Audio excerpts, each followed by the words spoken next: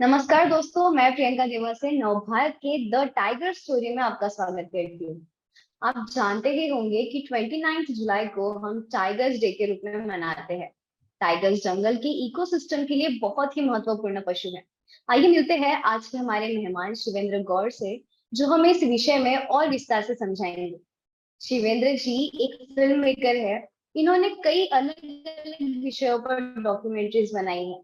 इसी के साथ ये national geographic Asia, international, ABP network, Doordarshan ऐसे कई चैनल्स के साथ काम कर चुके हैं। आइए जानते हैं इनकी टाइगर और वाइल्ड लाइफ से जुड़ी हुई एडवेंचरस कहानियां। शिवेंद्र जी, नवभारत के द टाइगर स्टोरी में आपका स्वागत है। Thank you so much for inviting me. Thank you. Shivendra ji, आपका वाइल्ड लाइफ के लिए और डॉक्यूमेंट्रीज के लिए प्रेम कैसे उत्पन्न हुआ? बेसिकली जब मैं मास कम्युनिकेशन की पढ़ाई कर रहा था, मैं जी। दिल्ली भारतीय विद्या भवन से, देन वहाँ से ही एक सडन मेरा इंटरव्यू कंडक्ट हुआ था एक प्रोडक्शन हाउस में। और वहाँ तक मुझे कोई वाइल्ड लाइफ का कोई बहुत ज्यादा शौक या नॉलेज नहीं था। बट जब मैंने वो प्रोडक्शन हाउस ज्वाइन किया और वहाँ पे पूरा का पूरा जो काम था वो वाइल्ड लाइफ फिल्मिंग का ही था। देन उसको ज्वाइन करने के बाद जैसे जैसे मेरा टाइम जंगल में मैंने स्पेंड किया, तो उसी के साथ मेरा जंगल प्रेम बढ़ने लगा। और आज मैं पूरी तरीके से जंगल प्रेमी हूँ। और मैं फर्स्ट होम अपना जंगल को ही मानता हूँ। क्या आपका कभी बाघ से निकट से सामना हुआ है? हुआ तो काफी टाइम है, लेकिन उसमें से मैं आपको एक दो इंसिडेंट बताता हूँ। जी। 2018 में मैं काजीरंगा में फिल्मिंग कर रहा था, काउंटिंग टाइगर्स जो हमारी डॉक्यूमेंट्री थी उसके लिए। और जी। ये था कि हमारी टू टीम्स अलग अलग स्प्लिट थी। तो एक टीम में मैं रहता था और हम लोग लास्ट 10 to 15 डेज से एक ही स्पॉट में जाते थे, पूरा टाइम वहां पे स्पेंड करते थे। लेकिन हमको सब एनिमल्स की साइटिंग हो रही थी, बट टाइगर की साइटिंग नहीं हो रही थी। और जो कि काजीरंगा को बोला भी जाता है कि वहाँ टाइगर साइटिंग बड़ा टफ है। सो एक दिन आफ्टरनून में मैं मेरा ड्राइवर और हमारा जो गनमैन थे सिक्योरिटी के लिए, तो हम लोग ऐसे ही बेफिक्र होके रोड में बस जा रहे जिप्सी से। और सडन मेरे मुझे नजर आता है कि एक टाइगर रोड में हमारी तरफ चल के आ रहा था। और मैंने जी। ड्राइवर को बोला, मैंने कहा रुको रुको रुको, टाइगर टाइगर। तो हमने गाड़ी रोकी और वो टाइगर हमको देखने के बाद साइड में एलिफेंट ग्रास बहुत बड़ा डेंस रहती है, तो उसमें वो अंदर चला गया। तो हमको लगा कि ठीक है, अब तो ये नहीं दिखेगा हमको। हम वापस से चलने लगे। लेकिन वापस से हमको थोड़ा आगे जाने के बाद ड्राइवर की नजर पड़ती है कि राइट साइड में टाइगर का फेस दिख रहा है और वो हमको देख रहा था। हमने ओके। फिर गाड़ी को रोका। और काफी टाइम से जब हमको नहीं दिखा था, तो मैंने एज अ प्रूफ मैंने कहा पहले मैं इसके कुछ पिक्चर्स ले लेता हूँ। तो मैंने एक दो पिक्चर्स लिए उसके, कि मैं अपनी बाकी टीम को दिखा सकता हूँ कि किसी को नहीं दिखा बट मुझे टाइगर दिखा। हाँ। तो मैं स्टिल्स लेने के बाद मैं अपना टेली लेंस फिट करने लगा कैमरे के लिए। बट सडन टाइगर ने हमारे ऊपर चार्ज किए और वो काफी तेजी से हमारी गाड़ी की तरफ आया। और हम लोग जस्ट बस आवाज कर पाए कि उसको भगाने के लिए। अगर जैसे कहते हैं ना कि एक डर लगता है, तो सेकंड्स के लिए भी हाँ। डर वो आ ही नहीं पाया। डर से पहले तो बस हम केवल आवाज कर पाए, इतना टाइम ही नहीं मिला कि आदमी डर भी पाए। तो वो एक क्लोज एनकाउंटर मेरा काजीरंगा में था। बट वो जस्ट वो दिखा रहा था कि हाँ मैं भी हूँ यहाँ। जहां तक मैंने सुना है और देखा भी है कि टाइगर एक ऐसा एनिमल है कि आपको डरा तो सकता है, लेकिन आपको मारने के मन से कभी भी ऐसे नहीं आता है। और ओके। डर सबके अंदर होता है, कहीं ना कहीं हमारे अंदर भी वो हाँ। डर है। हमारे सामने कोई ऐसी अचानक चीज आ जाए तो हम भी रिएक्ट कर सकते हैं। बाघों की गिनती कैसे करते हैं? मतलब कैसे पता चलेगा कि यहाँ पे कितने टाइगर्स है, पहले कितने थे? पहले तो मैन पावर फॉरेस्ट डिपार्टमेंट की होती है। और इस पूरे ऑपरेशन को मैनेज करता है WI, wild life institute of India. वहाँ के साइंटिस्ट इसको मैनेज करते हैं। और फॉरेस्ट डिपार्टमेंट की हेल्प जो और एनजीओज हैं, WWF हो गया, अदर एनजीओज हैं, उनकी टीम्स भी हेल्प करती हैं। अब फॉरेस्ट डिपार्टमेंट की जो टीम्स रहती हैं उसमें एक छोटी छोटी बीट्स रहती हैं। जैसे एक पूरी रेंज है, रेंज के अंदर एक छोटे छोटे पार्ट्स रहते हैं, बीट्स, तो उसमें टीम स्प्लिट कर दी जाती है और हर टीम की जिम्मेदारी होती है। जैसे WII के साइंटिस्ट लोग ने एक सॉफ्टवेयर डेवलप किया था लास्ट काउंटिंग के टाइम पे, उसका नाम है M-STRIPE। तो उसमें उन्होंने, जैसे डिजिटल इंडिया का टाइम है, डिजिटली हम लोग हर चीज में इन्वॉल्व हो गए हैं, तो वैसे ही उसमें भी एक सॉफ्टवेयर आया और उसके थ्रू बहुत आसान हो गया काम। तो उसमें क्या था कि कोई भी, जो भी टीम का मेन लीडर होगा, वो उसको एक फोन दिया जाता है। वो सॉफ्टवेयर के थ्रू जिस जगह भी अगर उनको टाइगर का पग मार्क मिलता है, टाइगर की स्केच मिलती है, या स्क्रैच मिलते हैं, तो वो ओके। उसी जगह का एक फोटोग्राफ लेते हैं, प्लस उस पूरी जगह की एक लोकेशन देना, सारी डिटेल्स उसमें फिल करके देन वो डायरेक्टली डाटा सबमिट हो जाता है WII को। तो कुछ पुराने तरीके कुछ मॉडर्न तरीकों से मिलके देन ये काउंटिंग की जाती है। और ये बहुत बड़ा ऑपरेशन होता है।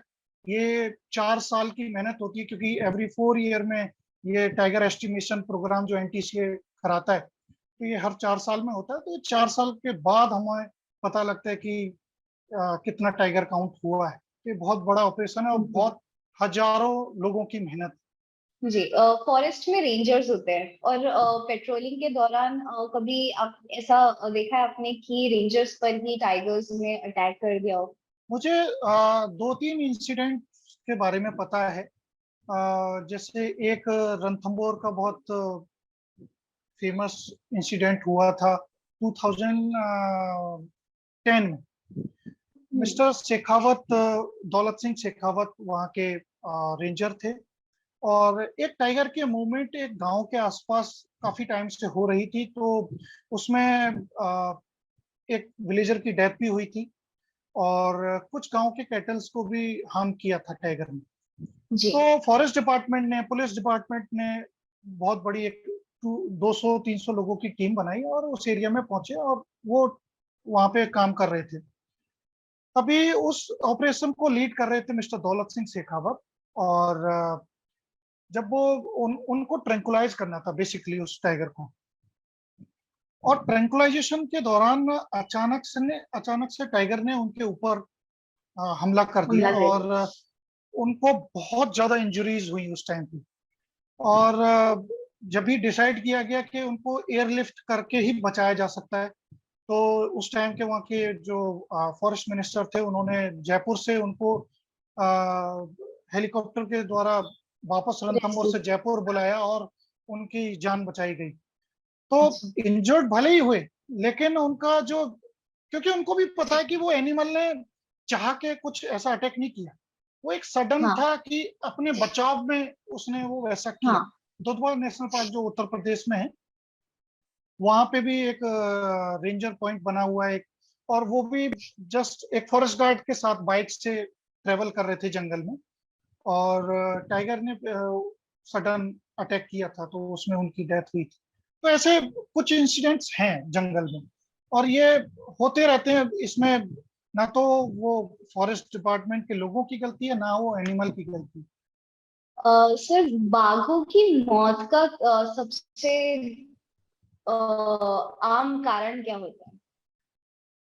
देखिए, मोस्ट कॉमन रीजन तो नेचुरल डेथ्स है, जो कि टेरिटोरियल फाइट्स होती है, या किसी के नॉर्मली कोई फाइट हुई और बॉडी इंजरी ज्यादा हो गई, तो नेचुरल डेथ्स भी हो सकती है। लेकिन उसके अलावा अगर हम बात करें, तो सबसे बड़ा कारण होता है कि हैबिटेट लॉस, जो उनका एरिया इंक्रोचमेंट हमारी तरफ से बढ़ रहा है, जंगल कम होते जा रहे हैं। कम होते जा तो रहे जब, अब क्या है कि टाइगर को बचाने के लिए इतने बड़े अभियान चल रहे हैं हैं। और जी। टाइगर काउंट बढ़ रहा है, और जब हर टाइगर को अपना एक एरिया चाहिए, किसी का छोटा होता है, किसी का बड़ा होता है, अब जब एरिया कम होगा तो वो टाइगर, नेचुरल बात है कि वो बाहर निकलेगा। लेकिन कुछ लोग ऐसे भी हैं जो फिर मन बना लेते हैं कि हमको भी एनिमल को हार्म करना है। हम तो वो क्या करेंगे कि किसी कैटल को मारा, उसमें पॉइजन डाल देंगे। टाइगर वापस से अगर खाने आएगा तो ऑब्वियस बात है कि पॉइजन में फिर उसकी डेथ होनी है। जी कई बारी ट्रैप्स लगा देते हैं, तो ट्रैप में फंस के टाइगर की डेथ होती है। तो जी बहुत सारे रीजंस हैं। तो कहीं ना कहीं फॉरेस्ट डिपार्टमेंट और बहुत सारे एनजीओज, कंजर्वेशनिस्ट इस पर बहुत काम कर रहे हैं, बहुत मेहनत से काम कर रहे हैं। और पहले के टाइम में और अभी के टाइम में बहुत बहुत चेंजेस हुए हैं, और होपफुली ये धीरे धीरे चीजें अच्छी होंगी। अगर हमें ह्यूमन एनिमल कॉन्फ्लिक्ट रोकना है इसकी क्या प्रोसेस हो सकती है, और क्या इससे ह्यूमन एनिमल कॉन्फ्लिक्ट कम होगा? ये आपको बढ़िया सवाल है। इसमें क्या है कि जो पुराने टाइगर रिजर्व थे, तो पहले तो क्या था कि बहुत छोटे छोटे एरियाज में सब कुछ था। फिर क्या हुआ कि जी जैसे जैसे एनिमल्स काउंट बढ़ रहा है तो कॉन्फ्लिक्ट भी बढ़ता है। अब कॉन्फ्लिक्ट से बचने के लिए उन्होंने क्या किया कि जो विलेजर्स थे उनको उनके साथ मीटिंग्स करना, उनको अवेयरनेस देना।